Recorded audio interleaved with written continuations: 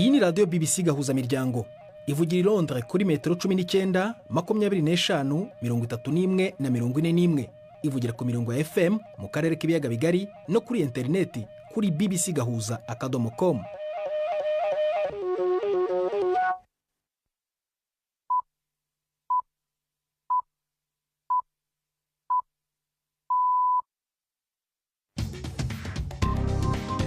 Ubu ni saa 10:30 ku isaha mpuzamahanga ya GMT, ni saa 12:30 ku masaha yo mu Rwanda no mu Burundi. Muri studio muri kumwe na Prudence Ngiyumva. Mwiriwe hoteza amatwi BBC gahuza miryango aho uri hose ku isi, ikaze kuri radio kuri bbcgahuza.com, kuri Facebook live mu buryo bw'amashusho no ku mirongo migufi wa shortwave. Dore ingingo zigenza amakuru torombora mu kanya kuri uyu wa gatanu tariki ya 4 z'ukwa karindwi. Perezida Paul Kagame yavuze ko u Rwanda rwiteguye kubahiriza amasezerano ruherutse gusinyana na Repubulika ya Demokarasi ya Kongo, ariko ngo hari ibindi bisabwa. Navuga ko ku ruhande rw'u Rwanda tuzakora ibyo twemeye uko bishoboka, ariko bimwe bihera ku by'abandi bakora nabo twemeranyije. Iyo badakoze ibyo twemeranyije, ubwo birumvikana ko bifite ingaruka ku byo natwe tugomba gukora. Abashinjacyaha muri Turukiya bareze meya wa Istanbul guhimba diplome ye ya kaminuza, byongera ku bindi byaha guverinoma ya Perezida Erdogan iri kumuteguraho. Donald Trump yavuze ko yizera ko Hamas iri butange igisubizo ku mugambi w'agahenge watanzwe na Leta Zunze Ubumwe za Amerika i Gaza mu gihe cy'amasaha 28. Hari n'imikino ndetse n'abaza muganga nk'uko bisanzwe buri wa gatanu.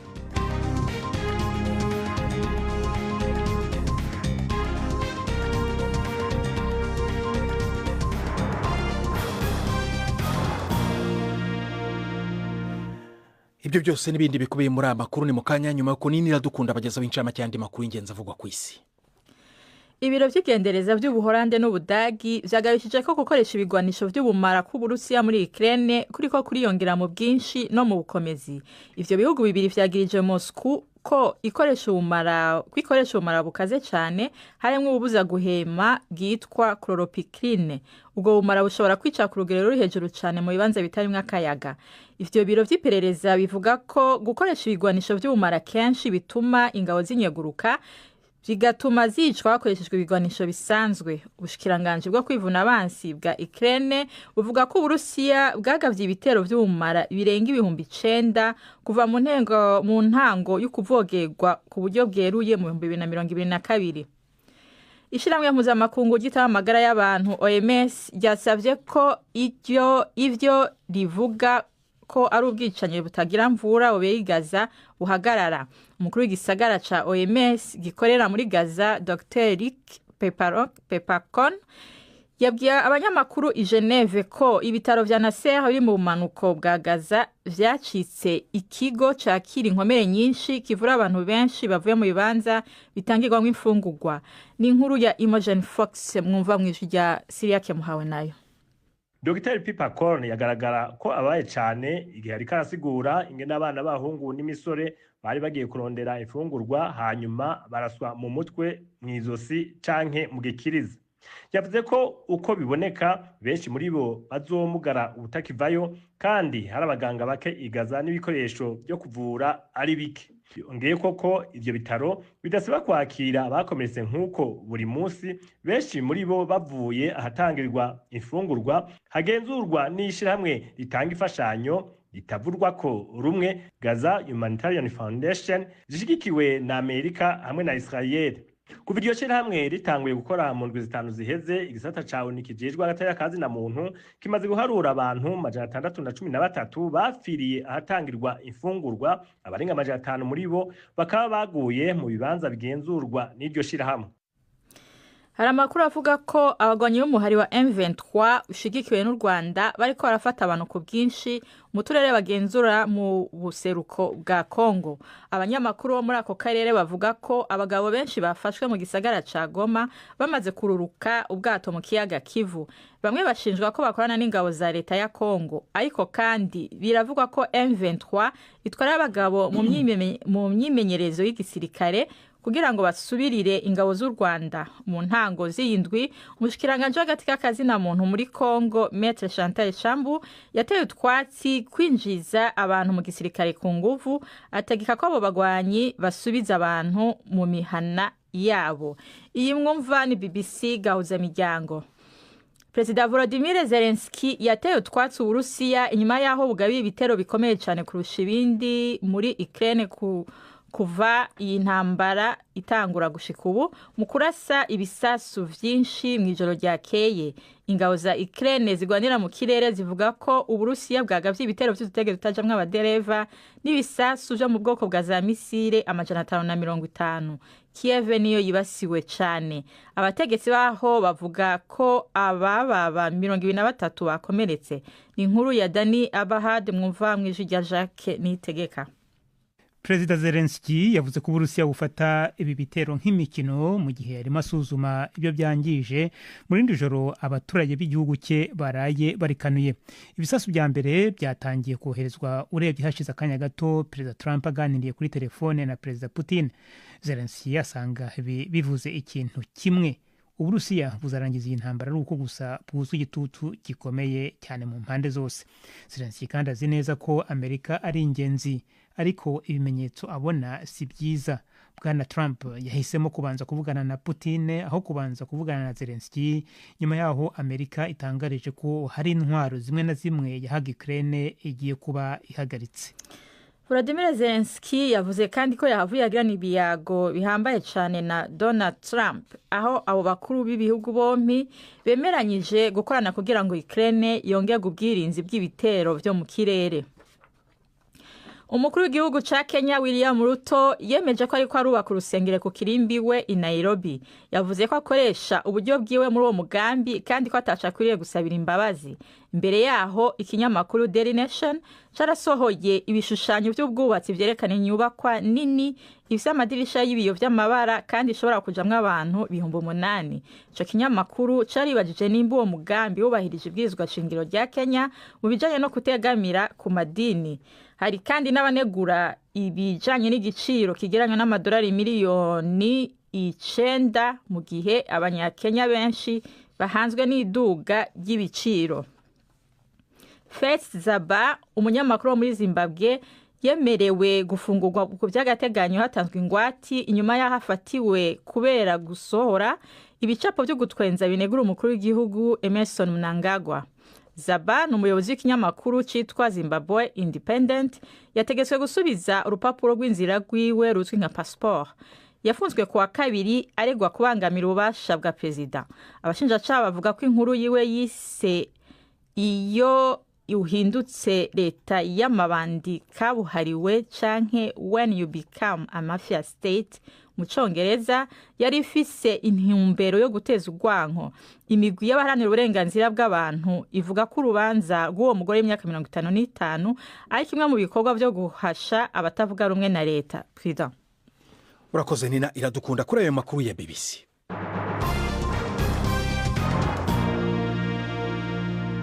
Ikaze ku makuru arambuye duhera mu Rwanda. Perezida Paul Kagame yavuze ko u Rwanda rwiteguye kubahiriza amasezerano y'amahoro ruherutse gusinyana na Repubulika ya Demokarasi ya Kongo i Washington muri Leta Zunze Ubumwe za Amerika. Cyakora yashimangiye ko bimwe mu byo rugomba gukora bizabanzirizwa n'ibizakorwa n'uruhande rwa Kongo. Yabitangarije mu kiganiro y'abanyamakuru kuri uyu wa gatanu.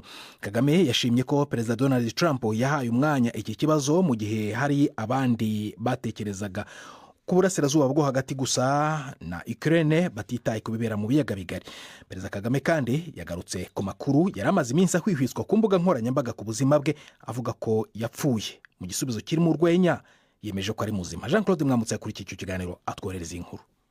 Ikiganiro yahaye abanyamakuru ku isabukuru ya 31 y'ukwibohora ibibazo byatinze ku masezerano iki gihugu giherutse gusinyana na Repubulika ya Demokarasi ya Kongo yo guhagarika ubushyamirane. Paul Kagame yavuze ko yishimira isinywa ry'aya masezerano n'uruhare Leta Zunze Ubumwe za Amerika zayagizemo, naho kuba yanenga ko ashyize imbere inyungu z'ubukungu za Leta Zunze Ubumwe za Amerika. Paul Kagame yavuze ko aya masezerano anareba ibibazo by'umutekano ndetse n'ibya politiki. Avuga kuri Trump, Kagame yamushimiye kuba we nibura yaritaye kuri iki kibazo mu gihe hari abandi bari bahangayikishijwe gusa n'uburasirazuba bwo hagati ndetse n'intambara ya Ukraine n'Uburusiya. Avuga kwiyubahirizwa ry'aya masezerano, Paul Kagame yabwiye abanyamakuru ko u Rwanda rwiteguye gukemura ibirureba. Mu masezerano hari ibyo aba yashinzwe bemera gukora buri umwe ku giti cye cyangwa se gukorana hamwe. Navuga ko ku ruhande rw'u Rwanda tuzakora ibyo twemeye uko bishoboka, ariko bimwe bihera ku byo abandi bakora nabo twemeranyije. Iyo badakoze ibyo twemeranyije, ubwo birumvikana ko bifite ingaruka ku byo natwe tugomba gukora, kuko twemeye kubikora kandi tuzabikora ari uko n'abandi buzuza uruhande rwabo. Muri iki kiganiro Kagame yongeye kunenga ababonera iyi ntambara mu nyungu z'amabuye y'agaciro bakirengagiza ibibazo muzi byayiteye. Iki kiganiro cyabaye nyuma y'igihe cyari gishize umukuru w'u Rwanda atagaragara cyane mu ruhame ku mbuga nkoranyambaga. Abenshi ndetse bageze aho bemeza ko yaba arembye cyane cyangwa atakiriho. Asa n'ubiseka, Paul Kagame yavuze ko nawe ari umuntu nk'abandi kandi ko nta muntu uzabaho ubuziraherezo. Gusa yagaragaje ko atumva impamvu abantu bakwishimira urupfu rw'abandi. It's even beyond stupidity. Birenze n'ubujuju. Ushobora kwishimira ko runaka bamutwaye mu isanduku bagiye kumuhamba, ukagira uti turamukize. Wagera ku modoka yawe ikirometero kimwe ukabura mukurikiye. Ntabwo mbyumva rwose. Nta gisobanuro mbibonera. Niba ari politiki cyangwa ikindi ntabwo mbyumva. Icyo bikoze uko ubajije icyo kibazo, ndabizeza ko ari jewe nicaranye namwe. Ntabwo ari uwundi ari kuvugana namwe, ni jewe. It's not anybody. Avuga ku myaka 31 ishize FPR ihinduye ubutegetsi mu Rwanda, Kagame yavuze ko yishimira intambwe y'igitangaza yatewe mu gihe hari abatarabikekaga. Abajijwe aho abona u Rwanda nko mu myaka 10 iri imbere, umukuru w'u Rwanda yavuze ko nta bitangaza yiteze ko bizabaho, gusa ngo abona inzira zaraharuwe ku buryo imbaraga z'iterambere zizaba zifite aho zihera. Jean-Claude Mwambutsa, BBC Gahuza Miryango, i Kigali. Tuve i Kigali tujye muri Turukiya, aho abashinjacyaha bareze meya wa Istanbul Ekrem İmamoğlu guhimba diplome ye ya kaminuza. Byongere ku bindi byaha guverinoma ya Perezida Erdogan iri gutegura gushinja uyu munyapolitiki utavuga rumwe n'ubutegetsi bwe. Abihakana byose. Inkuru ya Charles Haviland mu ijwi rya Robert Patrick Misigaro. Ekrem İmamoğlu amaze iminsi irenga ijana apfunzwe arindiriye urubanza ku vyaha by'igiturire. Iki kirego gishasha cyo guhimba urupapuro rw'umutsindo giherekezwa n'igihano cyo gupfungwa imyaka ishobora gushika ku 8. Ahakana ivyaha byose yagirizwa, akavuga ko yabihimbiwe kugira buzwe guhiganwa na Recep Tayyip Erdogan mu matora mukuru w'igihugu yimirije. Bwana İmamoğlu asanzwe ari mu mugambwe umaze imyaka myinshi kurusha iyindi yose muri Turkiya, uwo nawo akaba ari umugambwe utegamiye ku idini Republican People's Party. Yaratsinze bitamugoye amatora y'umukuru w'igisagara yo mu mwaka uheze. Ifatwa giwe mu kwezi kwa gatatu ryateje imwe mu migumuko ikomeye itaheruka muri Turkiya mu kiringo c'imyaka myinshi. Mu gace k'uburasirazuba bwo hagati, Donald Trump yavuze ko yizera ko umutwe wa Hamas uri butanga igisubizo ku mugambi w'agahenge watanzwe na Leta Zunze Ubumwe za Amerika mu masaha 28. Uyu mugambi Israel yagizemo uruhare mu gutunganya uzaba urimo kurekura benshi mu bafashwe bugwate basigaye n'agahenge k'iminsi 60 i Gaza. Ariko imiryango y'abafashwe bugwate i Gaza batakambiye Perezida Donald Trump kugira ngo barekurwe bwangu. Inkuru ya Rive Davis muragizwaho na Sirake Muhawe nayo. Inyuma y'amezi 21 intambara ya Gaza itanguye, hari kotsa igitutu muri politike hamwe n'abantu benshi bashigiye ko haba ihagarikwa ry'imigwano ry'igihe kirekire. Muri iki gitondo Donald Trump yavuze ko yibaza ko inyishu ya Hamas kuri ivyo ishobora kuboneka mu masaha 28 ari imbere. Birazwi ko Hamas ishaka ivyemezo vyerekeye amasezerano y'igihe kirekire yo guhagarika intambara no gukuraho igice c'ingabo za Israel muri Gaza. Mu gihe batoronka ivyo vyemezo hanyuma bakanka uwo mugambi, ingaruka ku karere ka Gaza zizoba mbi cyane. Israel yamaze kongereza ibitero vya bombe i Gaza muri indwi, kandi abashika ku majana baramaze kwicwa. Imiryango y'abagizwe imbohe na Hamas nabo bavuga ko kazobara kaga ku babo bakigizwe ingwate. Uyu munsi bagize imyerekano imbere y'ubuserukizi bwa Amerika i Tel Aviv, batera akamo Trump ngo afashe mu masezerano akomeye yo kurekura abagizwe ingwate.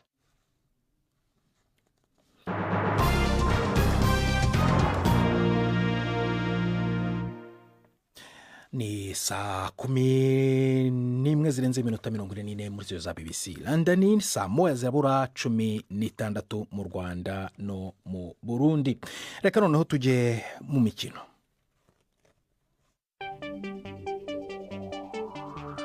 Imikino kuri BBC gahuza miryango. Mwireho neza bakunze imikino kuri BBC, ay'imikino reka nyaheri hano.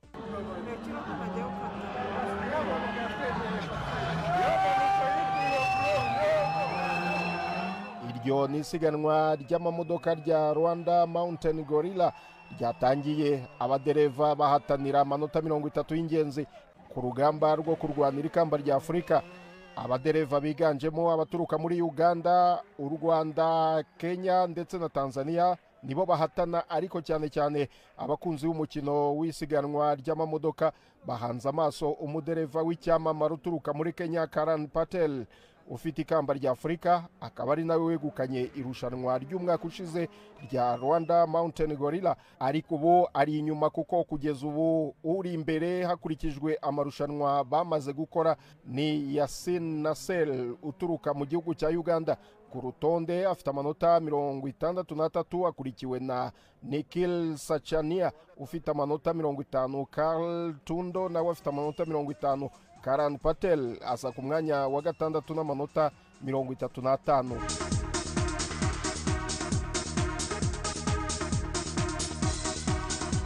Mu mupira w'amaguru, uwahoze ari umukinnyi wo hagati wa Arsenal Thomas Partey yarezwe ibyaha 6 birimo gufata ku ngufu n'icyaha cy'ihohotera rishingiye ku gitsina. Ni dosiye y'ibirego bikomeye byatanzwe na polisi y'Ubwongereza, bikavugwa ko byabaye hagati y'umwaka wa 2021 na 2022.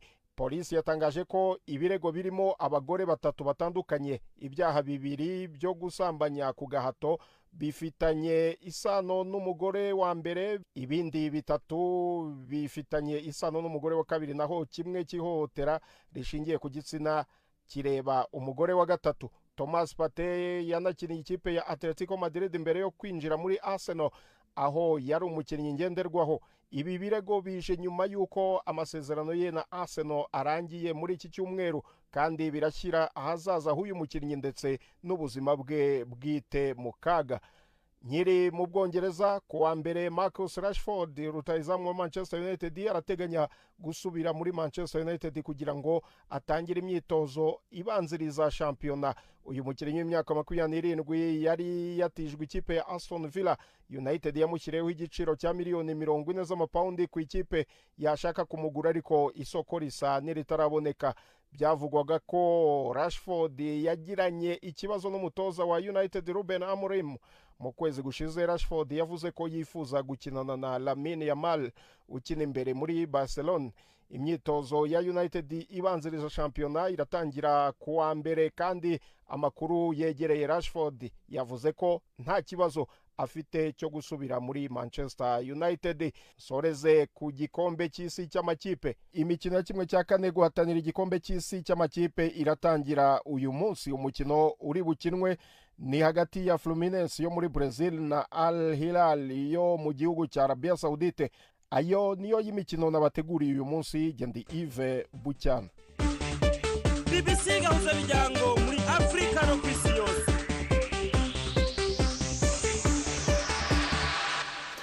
Urakoze Yves Bucyana ku kiganiro cy'imikino. Tujye muri Zimbabwe. Nyuma y'imyaka 25 y'impagarara zishingiye ku ivugurura ry'ubutaka, guverinoma yateye intambwe mu mezi make ashize yishyura inyungu abahinzi bemeye umugambi mushya wateye impagarara w'impozamarira. Amasezerano yongeye kugarura icyizere cyo kugera ku bwumvikane bwa nyuma y'uko guverinoma itangiriye kwigarurira ubutaka bw'abazungu b'abahinzi. Ubwongereza n'ibindi bihugu byo mu Burayi byashyize ibihano kuri Zimbabwe byanateye ubukungu bwayo kugwa. Inkuru yashinga inyoka muragezwaho na Nina Dukunda. Abahoze ari abarimyi n'aborozi bashyitse mu nama ibera mu mugwa mukuru. Bamwe bifashisha inkoni mu gutambuka kubera ubusaza. Bari mu bantu 300 bemeye kwakira indishi iherutse gushikirizwa na leta yigenera abazungu bari bafise amatongo bakuwemwo guhera mu myaka y'ibihumbi 2000. naho amahera batugeneye yari kuba menshi kurusha naravyumviriye nsanga arakwiye. Kubera yasabwa amafaranga menshi y'imiti akongera akihweza agasanga bikenewe, vyatumye Arthur Besri w'imyaka 71 yemera amasezerano yari yashitsweko. dutegerezwa kuraba uburyo iki kibazo cohera kikatuva inyuma. Twarabishitseko. Ubu dutegerezwa kwemera ibishobora kuzodushikira muri kazoza. Ndazi ko kuri twebwe bigoye. Demeza ko ayari amahirwe yonyene dusigaranye. Ntidushobora kurindira iyindi myaka 10 ngo dushike ku yandi masezerano. Ariko ayo masezerano harimwo aborozi n'abarimyi bose. Dion Teron ari mu mpapuro ahariko ararondera mu bikarato birundanye mu ibaraza ryiwe kuva mu mwaka w'ibihumbi 2008, umwaka yerukanwe mu itongo ryiwe yororeramwo. Aserukira abaremyi n'aborozi barenga 1000 banse kwakira insimbura amafaranga ya leta y'agaciro k'ikiguzi c'imyaka 10 n'itangwa ry'inyungu kira mwaka. nta cyemeza ko izi nyandiko mvunjwa faranga za guverinoma zizahabwa agaciro. Ntaho warega mu gihe leta itakubahiriza amasezerano yayo. Muri make ni amasezerano mabi cyane. Mbega none ivyo abarimyi b'abirabura bahawe ayo matongo bimeze gute? Mu bumanuko bw'igihugu, Aaron Garnier w'imyaka 25 ariko arabagara umurima wewe w'itabi. Umwaka wo kurima wa mbere warugoye ku muryango wiwe, ariko kubera gushira umutahe w'agafaranga kose kabonetse kagatanga inyungu, yahavuye yubaka ihinguriro ryunguka. I'm very happy because to bonus. Ego by'ukuri ndanezerewe. Ndakubwije ukuri, nibaza ko dushikanye uburimyi ku rundi rugero. Ubu tubaye mu buzima bwiza mu nzara nyayo, kandi dukora ibirenze gusumba ivyo abazungu bakora. Turakora kugira itabi rimere neza nk'uko mubibona amababi aratotahaye. Twashize uburyo mu buhinga. Ubu rero biroroshe. And it's now easy.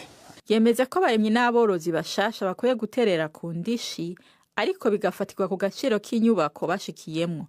Ni kibazo kidahurijwe ko na bose. Abantu benshi barapfuye nta ndishi baronse. Naho iyo n'umugwi w'abahoze ku rugamba mu 1970 bariko bitwarira leta kugira ihindura ibigize ayo masezerano. Bavuga ko yemewe mu kinyegero kandi ateye kubiri n'amategeko. Geoffrey Gurira ni umuvugizi w'uwo mugwi. Abantu barababaye n'igihugu nuko. Dufise iki? Ibitaro ntaco bifise, ubu naho tutegerezwa kuriha amamiliyardi 3.5 z'amadolari. Aho uko tubibona ni igikorwa kidakwiye no kudutwara umwanya. Inyuma y'imyaka 25, agahembwe nyuma y'amatati y'amatongo muri Zimbabwe karabonetse. Mu gihe hari intambwe zatewe, ukumvikana ku mpande zose kurakenewe kugira igihugu gitorera umuti amatati amazigiye mu gihugu kubera amatongo. Inkuru yashinga nyuka mwumvaga mu ijwi rya Nina Iradukunda. Tugejeje ku ikiganiro baza muganga na Yvette Kabatesi.